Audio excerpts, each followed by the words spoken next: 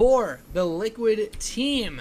Spawning in the bottom right position as the red Terran player. He is the well, I'm not going to say the final. Yeah, he is the final hope, I think, for Team Liquid. Currently down 4-3 in this best of 9. Give it up for Taeja.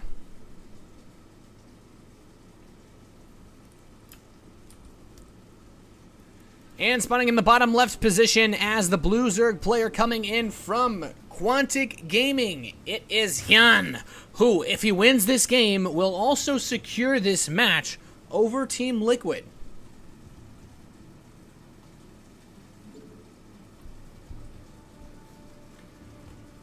Side things that are important to note, of course. This, as a 4-3 map score, means that, 5, the 5th win, wins you the match. And if Taeja wins, we could see HyuN come out again. So that's just part of the way the revive rules work for Acer TeamStory Cup.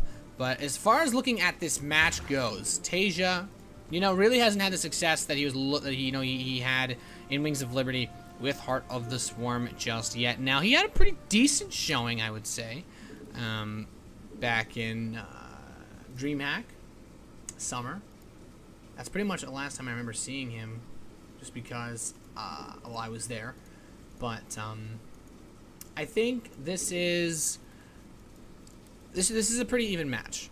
HyuN, though, a little bit more active, I'd say, coming in second place at MLG, doing quite well for himself. He's always been good. Anything that involves being online, and I mean, it's kind of weird because all the offline tournaments are online because there's no LAN, but all online cups, HyuN's really good at. Like, he's just good at them.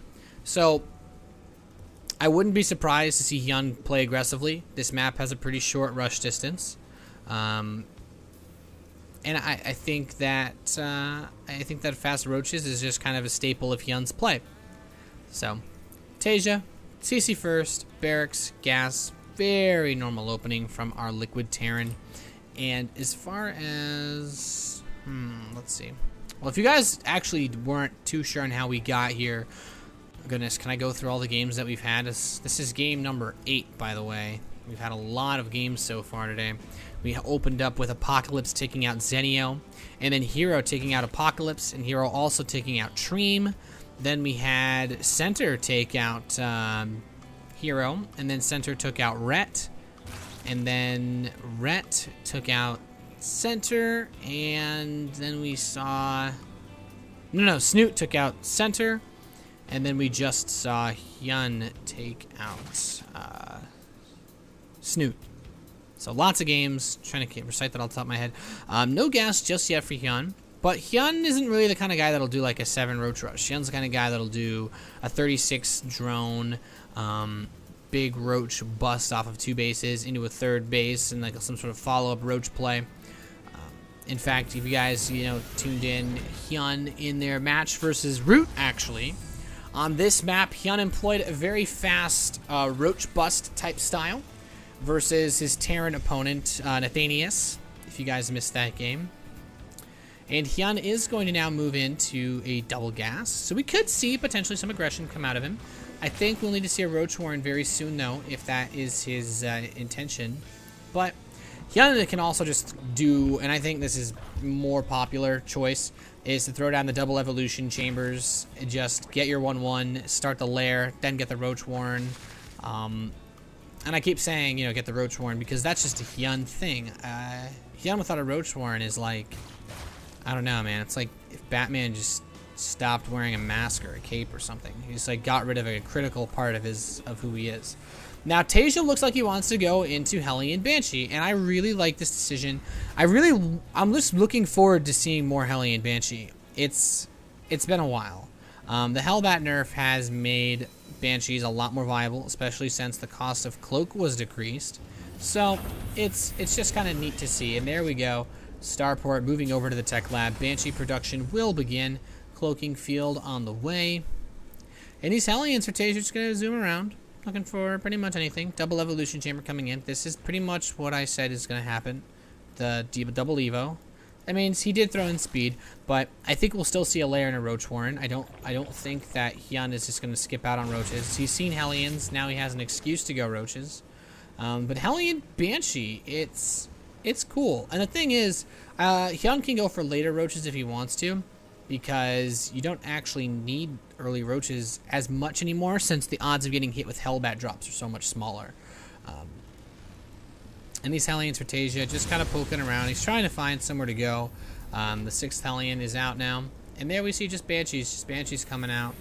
And Taeja can use these to great effect with Harass. He can do all sorts of wonderful, amazing little things with them. 3rd base is done for HyuN. Lair on the way. And I feel like this Lair could have been a lot faster. He's got 100 gas. I don't know how long he was holding on to that.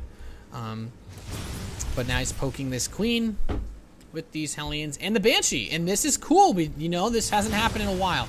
The Hellions, though, if they get surrounded by these Lings, could be disastrous. The Banshee takes out one of the Queens, and all the rest of the Hellions get locked in. He needs to try to get out of here. The Banshee doing what it can. It has the cloak. Going to start poking away at the Queens. Ooh, Taeja needs to micro. Oh, he does, and he saves all of the, well, 4 of those Hellions, which is really nice. This Queen is going to die. There's no saving it. And that's, you know, the lack of detection also really helping out now. And he can poke at this 3rd base. Man, I miss seeing this kind of stuff happen in Wings of Liberty. Another Banshee is coming in. Now, there's a Spore in the mineral line of the main and the natural. Nothing at the 3rd yet. But there's nothing, you know, he's not going to kill that off. He's not going to kill the base with the Banshee. So, HyuN would love to kill off these Banshees. But, oh, no, the Spore. Oh, one Banshee will fall. Taeja will move the 2nd one away. Oh, but there's the Overseer. Both Banshees eliminated. Almost manages to get that Queen. No such luck. Behind this, Taeja's moving into Bio. We see double engineering bay going. We see a 3rd command center landing. We see pretty much everything that we'd expect to at this point. Scan goes down. Taeja wants to know what's in the main base of HyuN. He wants to basically check, HyuN, are you playing?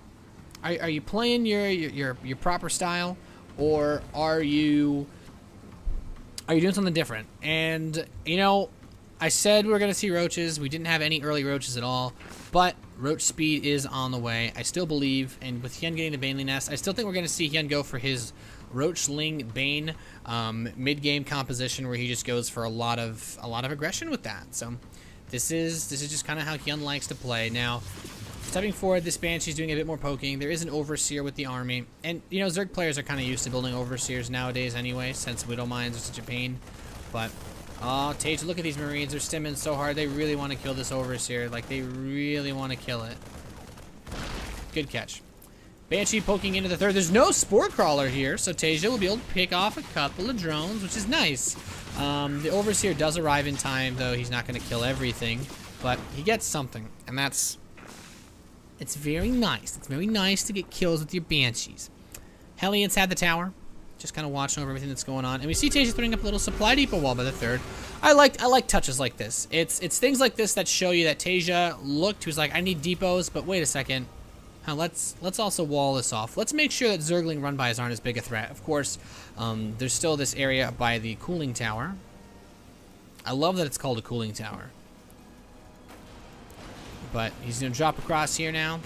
He could have walked across the middle if he wanted to do that, because he has the tower. But now he's moving in. He's stimming up. He's going to attack this hill. The Banelings come in, and the Roaches, and he's just going to lift up. So Taeja sees, okay, Roach, Bane.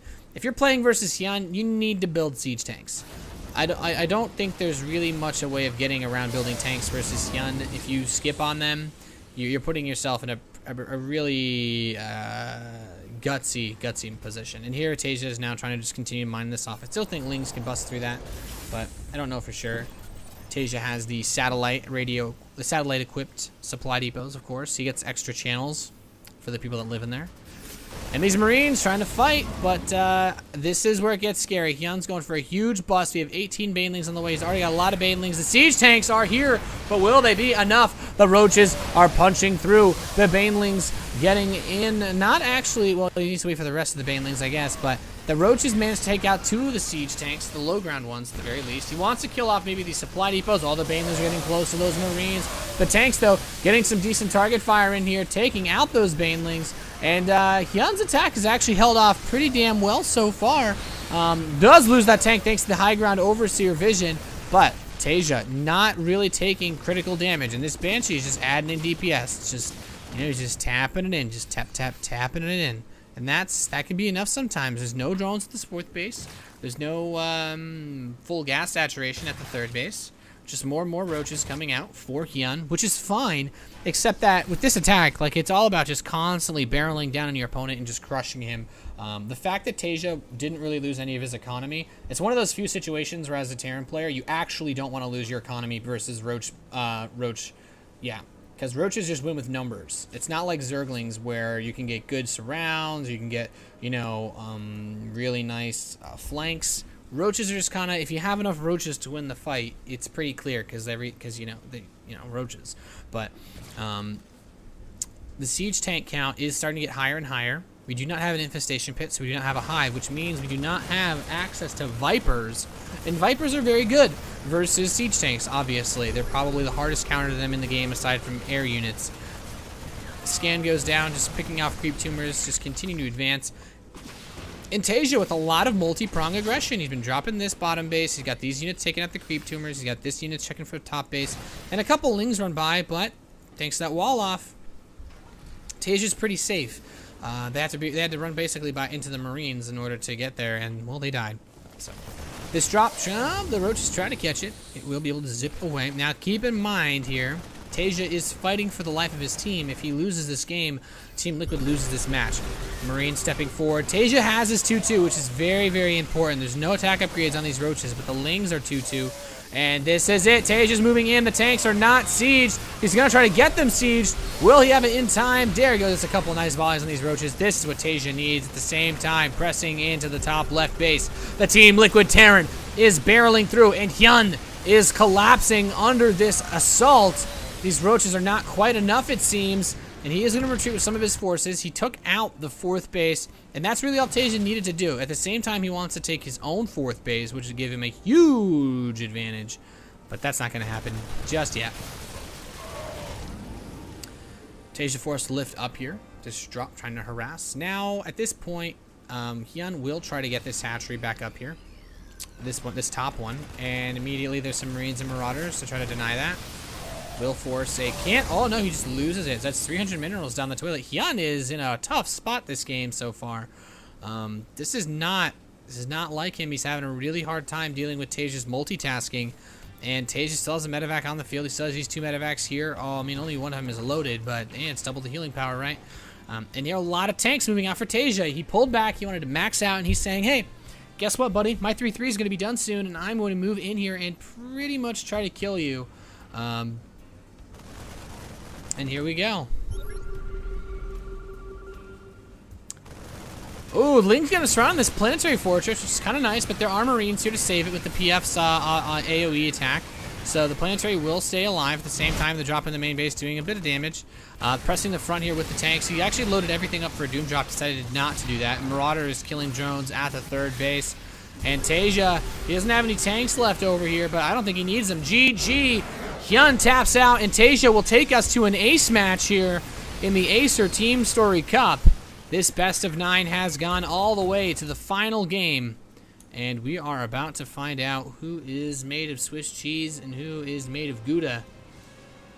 Don't go anywhere, ladies and gentlemen. The final game between TeamLiquid and Quantic Gaming is coming up right here on twitch.tv/Nathanius. Make sure you press that follow button. Make sure you tweet at me and let you guys know who you think is going to be able to take this match at @Nathanius. And yeah, we'll be right back with the final game of this match.